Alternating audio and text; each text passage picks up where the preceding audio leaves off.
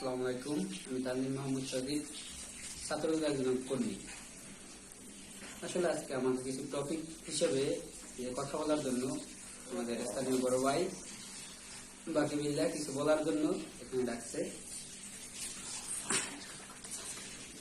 যেহেতু আমাদের ছাত্রদল, বাংলাদেশ জাতীয়বাদী ছাত্রদল, বর্তমানে দল ক্ষমতায় নেই, তারপর যাদের ভালোবাসা আছে এবং যারা ছাত্রদলকে ভালোবাসে তারা এই বিগত প্রায় 15 বছর দল ক্ষমতা নেই, তারপরও তারা ছাত্রদলকে ভালোবাসে হিসেবে ছাত্রদল করছে। এই যারা ছাত্রদল করছে, বিএনপি করছে, তাদেরকে নিয়ে এই যে বর্তমান সরকার, স্বৈরাচারী সরকারের যে তারা হামলা মামলা বিভিন্ন ধরনের মিথ্যা মামলা দিয়ে প্রত্যেকটা নেতাকর্মীকে হয়রানি করছে। এই হয়রানি করার কারণে হয়তোবা মানুষ, যারা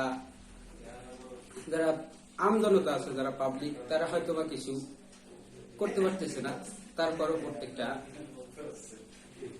ছাত্র দলের বা বিএনপির নেতাকর্মীরা যতটুকু সম্ভব যার যে স্থান থেকে তাদের রাজনীতি বা পলিটিক্স যাই বলেন করতেছে, মিছিল মিটিং এ অগ্রসর হচ্ছে।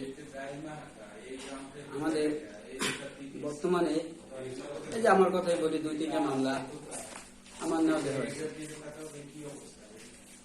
এই মামলার কারণে হয়তো আমি এলাকায় যে কোনো কারণে যেতে পারতেছি না, বিভিন্ন সমস্যার মাঝে আমি করছি। তারপরও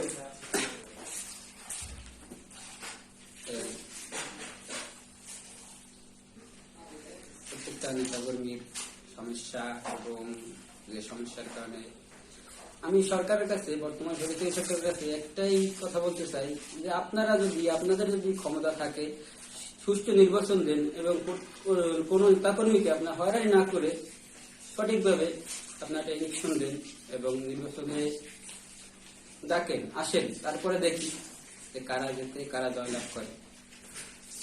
আসসালামু আলাইকুম।